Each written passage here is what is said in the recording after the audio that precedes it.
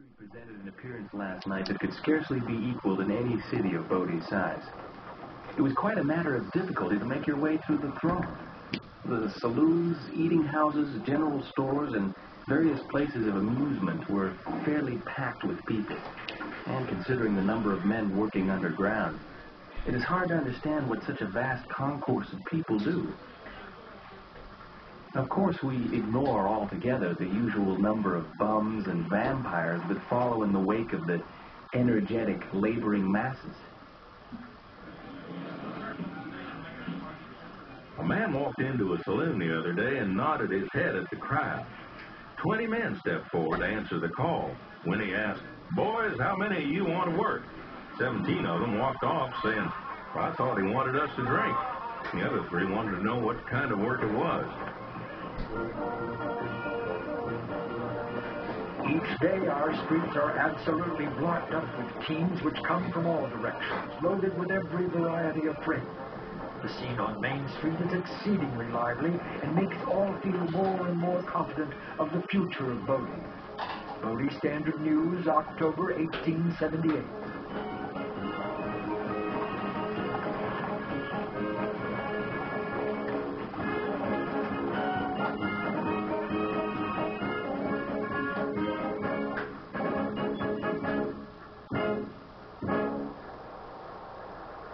Despite non-stop construction, by the time winter snows began to fall in 1878, there were more people in Bodie than there was adequate shelter. Nightly temperatures plummeting to minus 20 degrees sent the poorly housed and underfed indoors, wherever they could find it. Men slept under billiard tables, in saloon chairs, or walked the streets trying to stay warm until morning. Pneumonia claimed scores of lives.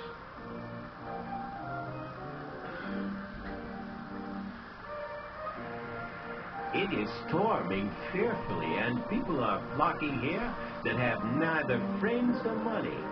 No room for anything or anybody. I cannot for the life of me see what is bringing people here. There are 10 for every job. This is a hard place. The thermometer is sitting on the table 4 feet from a red-hot stove and registers 62 degrees. The wind is howling, the snow falling and drifting, making altogether a very dismal picture. Signed E.S. Williams, 1878.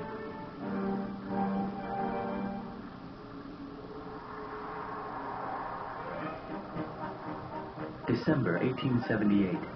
Bodie has a population of 5,000, including the suburb around the Bodie and Standard mines. The main street is nearly a mile long, and lots are staked off in all directions on the hillsides. The growth of the town has no parallel in the history of mining. Society has not assimilated, but the elements exist in a state of chaos. There are 47 saloons and 10 faro tables.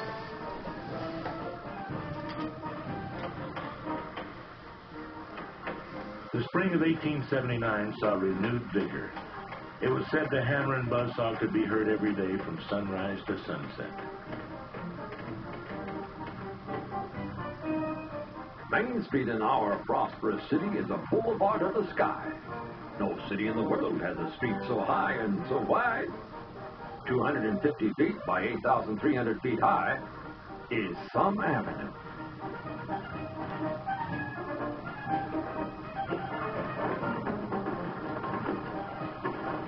Wagon after wagon drove with heavy loads of machinery, lumber, food, and dry goods, freighted up Bodie Canyon.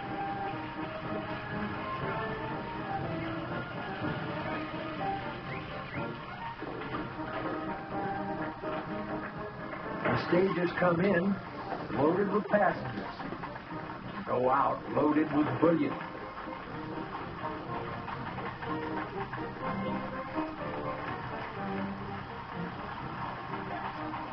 I went there as a boy of 14 in June 1879 when the camp was in its glory.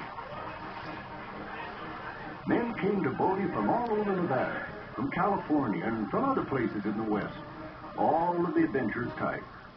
The majority were of the best mining camp type, But there was also a gathering of the wildest, most desperate characters that ever infested a mining camp.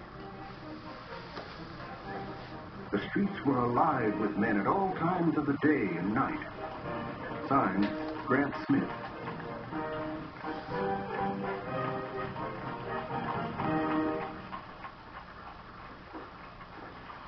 Free enterprise was alive and kicking. Many an entrepreneur was only too happy to provide a miner the necessities of life. We take pleasure in informing the people of Bodie and vicinity that we have spared no expense in fitting up a first-class saloon where we shall be happy to dispense the very best of wines, liquors, and cigars. The Bank Exchange, next door below Wells Fargo in the post office. McDermott and Cullen, proprietors. Boone and Wright, dealers in general merchandise. At the corner of Main and Green Streets, groceries, provisions, crockery, glassware, and pure whiskey.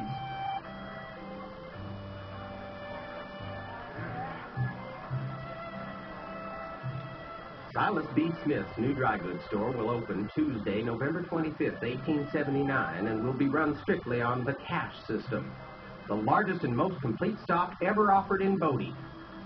Dress goods, ladies' underwear. Give us a call and satisfy yourself.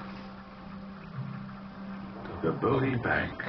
We transact a general banking business.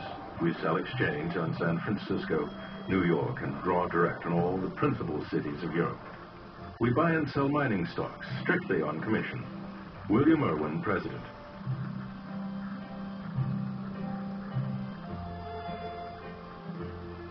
The Occidental Hotel.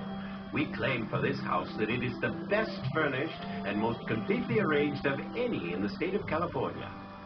It is our intention to supply a want long felt in Bodie and provide our patrons with the very neatest and most comfortable sleeping apartments possible to be fitted up. The rooms are large, airy, and provided with stoves and every convenience known to a comfortable home. Charges in accordance with the times. Kemp and Coleman, proprietors.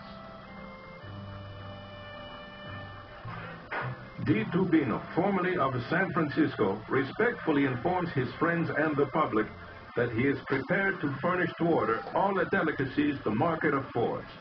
The best French cooks are employed, and anything wanted is prepared to suit the taste. Give me a call and try the oyster bake chop stand. D. Tubino, proprietor, July 1879. Virginia Assay Office and Chemical Laboratory, Main Street, Bodie. Bullion and ores carefully assayed and guaranteed to coincide with the U.S. Smith. A. Sutherland, proprietor.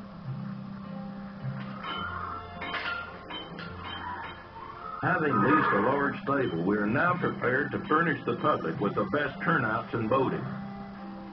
From a fine buggy team to a magnificent four-in-hand, board for horses, and the sufficiency of good feed guaranteed. Old Tuolumne Stables, North Main Street, Bodie. Nick Ball, proprietor.